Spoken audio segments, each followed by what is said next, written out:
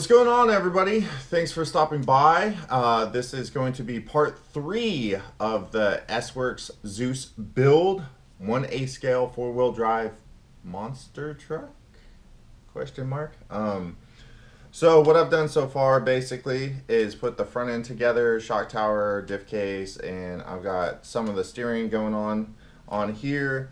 And basically the same thing with the rear, A-arms, shock tower, body mount, diff case, diff assembled.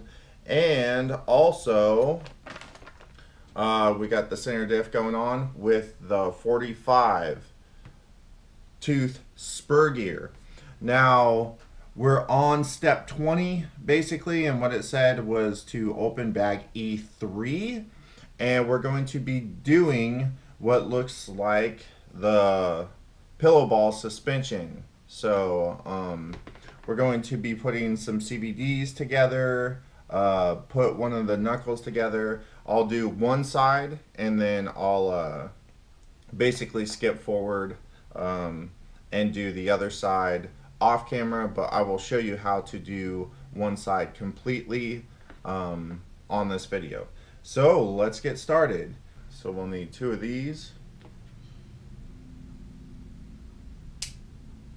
And as I said, these were on a parts tree out of a previous bag, so you will have to keep that in mind when building this kit. Sorry if you're getting a little bit of noise. It is very, very, very stormy outside.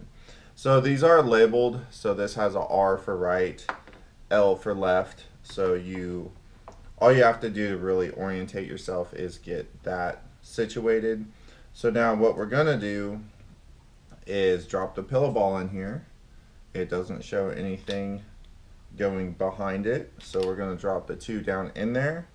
We're going to drop our plastic pieces that we just cut out with the smooth round side down and towards the pillow ball on the top and bottom. Now I'm probably going to have to get a bigger driver, because these take quite a big size driver, and it looks like they want you to put it like that. It's got a deeper side on one side, so it wants you to put that down in first. So we'll just kind of get it in there finger tight as we can. I'm actually going to go to the chemical bag to see if we have a driver that will work in here, and we absolutely do not.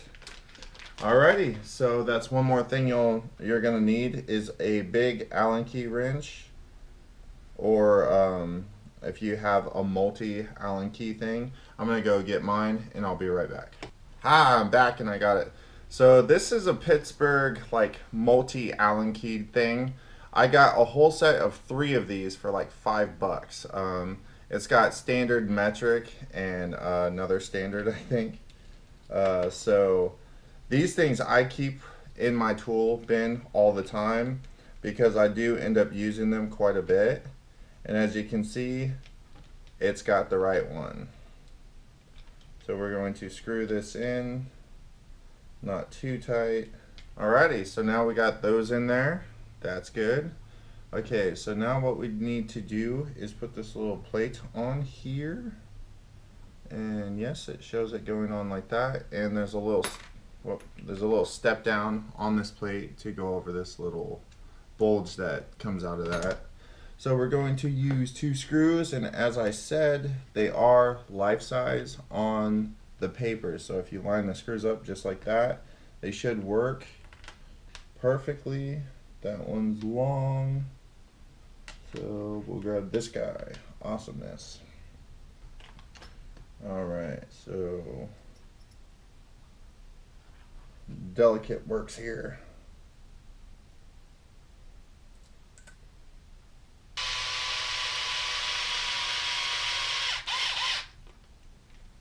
Alrighty, then finish it off by hand. Like I always tell you guys, be very careful going into plastic. So that's on there. Next we will be building a CVD. It does call for grease and thread lock on this. So we'll grab our thread lock, get it ready, and our grease. Alrighty, so we're going to put our CVD together. Now what it says to do is put a little bit of grease on this guy. Yes. So put a few dabs of grease on him. Just kind of give you a little bit of lubricant in there. And then you're going to want to slide it in here with the holes facing upwards. Okay, so that's in there nice and good. So now what you're going to do is just take your bearing and slip it over to hold everything. Right like that. So that is your CVD pretty much put together. Now what you're going to do is just take and slide this inside your knuckle, your steering knuckle, right like that, so the bearing clicks in there. Then you're going to take one of your other bearings provided, slide it down over the front, pop it down in there nicely so that it's in there nice and flush. Then you're just going to take one of your 17 millimeter hexes. You're going to take one of your bigger pins provided in the same parts bag, slide it in there, and then you want to grab one of your grub screws. You're going to put some thread lock on it. It does call for thread lock. And making sure that is in there flushly on both sides. Going to go ahead and screw it down in there. Now what I tend to do is I'll take a pair of pliers like this. I'll hold it on the sides where that pin is, just to make sure it's nice and flush, and that way I can get a nice good torque on that. So that is one side ready to go. So I'm going to do the other side, and then we'll be right back with most likely putting these on the front end. Alright everybody, so I've got both the front sides done, ready to go on the truck, right and left. Now I will make a note, this upper screw that goes in to hold the pillow ball in is difficult, to say the least, on both sides. I had an extremely hard time getting both of those to thread in straight, so just be wary of that. And when I was doing the rear drive shafts and putting them in the blocks here, yeah, it calls for you to use the wrong pin in each. So it tells you to use the actual hex pin for the CVD, and then it says to use the CVD pin for the hex. So this manual does have a flaw right there, but I figured that out right away because the pin for the hex is way too big to go through the CVD joint. So, and it's different than the front, so you can tell pretty much right away. But yeah, that's one of the flaws of the manual, is it tells you to switch the pins. Now I put these together off camera because they are super simple. All you do is build the CVD exactly the way that we did previously, and you just slide it in here, put the bearing on it, and put the hex on. So I didn't feel like that was absolutely necessary to put on camera, because you literally don't have to do anything besides that. Now what it is calling for is for us to put the pillow ball and drive shafts on the front end. So we'll go ahead and do that. Okay, so now that we got our grease on our shaft, we're going to go ahead and do the bottom first. The bottom is going to get this little washer that is provided What I would do is, which I already did this. Sorry, I didn't show it on camera. But what I like to do is to go ahead and pre-thread these. So on this bottom, I already screwed one of the pillow balls into it because it tends to make your life a lot easier after, like when you're going to screw it in, like I am right now. So we'll get that down tight because of that washer. So that's nice and tight. Now we'll make a huge mess with the grease that we put on the end of the drive shaft, which is cool. And then we'll line this top one up and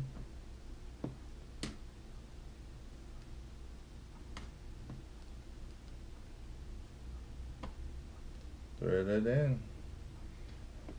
Now it looks a little off camber, but it will suck down in there. And like you can do, just put your hand on the top of it and kind of push down and go ahead and run it in. Alrighty, so that's in. Our dog bone looks to be in there nicely, not going to slide out or anything. So that's how you do it, everybody. I will do the other side and we'll be right back. All right, everybody. So we got the front pillow balls put on and knuckles and everything with the steering links, all of that. So that is going to be set to the side. And what it wants us to do now is put the caster blocks on the rear with the CVD shafts and everything. So I'm just trying to orientate this accordingly. Washers, washers, washers, washers. So it looks like we're gonna get these guys and cut them off of here. And trying to figure out 1 millimeter, 1 millimeter, 3 millimeters. Okay, so we're going to cut all of these plastic washers here off the parts tree.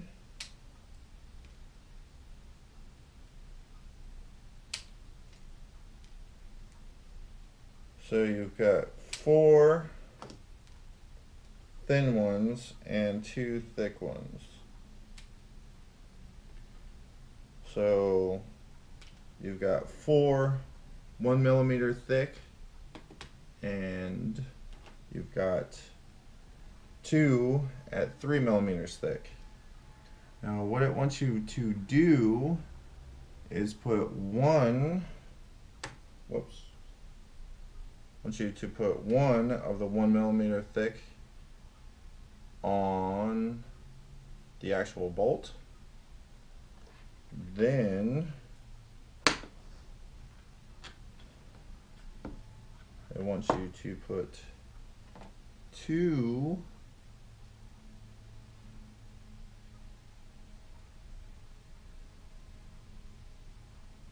or 1 inside of the 1 millimeter.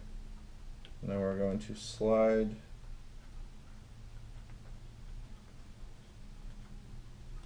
that in there and use one of the 3 millimeters. Right, like that. Ta-da! And then you just put the nut on the back side. Yep.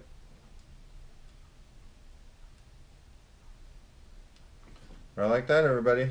Alright, I'm going to not put grease on this yet until we do the Camber Links, but I'm going to do the other side, then we'll be right back. Alright, everybody, so now that we have those put on, I did not grease the dog bones yet because we have to put the Camber Links on and I don't want to make a huge mess. Okay, so I put this Camber Link together already. All you do is screw these 2 ends on. It is kind of difficult because they're not pre-threaded, so it does take a little bit of elbow grease. But both your Camber Links are going to be identical. They have this jagged one and the straight one. The jagged one is going to go on the side with the little head on it to adjust it, basically. So it's wanting you to put the Camber Link, and you're going to put the jagged side towards the outside, right, like that, with the little dip down, and you're going to put it to the inside center hole here and the center hole in this right here. So I'm going to put the balls in this, do this one, put it on here, and then I'll show you what it looks like. Alrighty, so we got the rear Camber Links on. Like I said, jagged part towards the outside, and make sure the little adjustment hex head for, you know, for a little wrench or whatever is towards the outside on both sides as well. Now, one minor difference in the old manual here, again, the builder's manual, is the screws that it wants you to use for the outside right here. It says that they're a button head, and a button head looks like that. And as you can see, the screw that's in here is not a button head. Well, they don't provide the right length button head screw for that. So the only screw that matches that length and everything is that screw that I used right there. So what it's calling for now is for you to make the rear wing mount, which is step 27. So it wants you to cut all the parts of it off of this parts tree right here, and then basically assemble it. Pretty straightforward stuff. I think what I can do is just go ahead, cut this stuff off, make it, and then show you guys what it is. But it's super basic, simple stuff. I will show you the little quirks about it, like for instance, it has this little notch in here that you slide the nut into for the screw to go down into, and just basic stuff like that. And then you just bolt the rear wing mount to the rear shock tower. Alright everybody, so I'm going to go ahead and do that, and we'll be right back. Alrighty, so we got it on there. The only real notes I have to make is that there's these slots. Make sure the slots for the nuts go towards the inside of the wing and on the inside of the upper wing mount, and you just slide your nuts in there, making sure that they're slid in there according to which angle the screw is going to go in there. So for these two that are in here, the screw comes in from the back side, so you want the open side of the nut facing in towards the truck. This feels pretty solid. It feels really solid, actually, really rigid. And I think it'll do well, and it's not one of those huge protruding way out here type ones. So it still makes it look a lot like a Truggy, but hey, you know, the Creighton has a wing on it, and it's a monster truck. Well, it's classified as a monster truck. So it does give you a couple different body mounts. I went with this bigger one.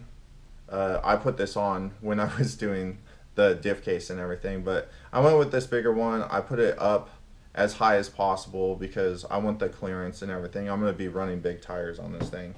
So that's going to be the end of bag E3. Getting a lot of parts stacked up over here. I actually have a bag. These are empty parts trees, but this is a bag of all the spare stuff so far. I'm going to clean this up and put it in a nicer bag once I'm done, but you will have several extra parts for this thing. The only thing left out of the bag is either the front or rear little bumper type thing. I'm guessing it's for the front. And we're through step 28. Now it's calling to open bag F and start the chassis. So I think we're going to save that, since all of this stuff took a lot longer than I expected. I think we're going to save all of this stuff for the next video. This might actually be a 5-video build series. This thing is going together relatively smooth.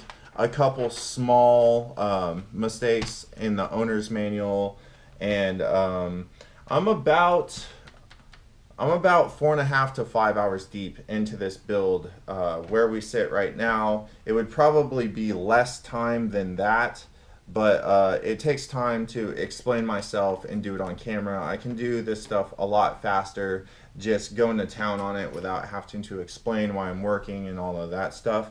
But hey, then you guys wouldn't get to see it. You guys wouldn't get the build video and have something to reference if you do decide to get this kit and you kind of get stumped on something.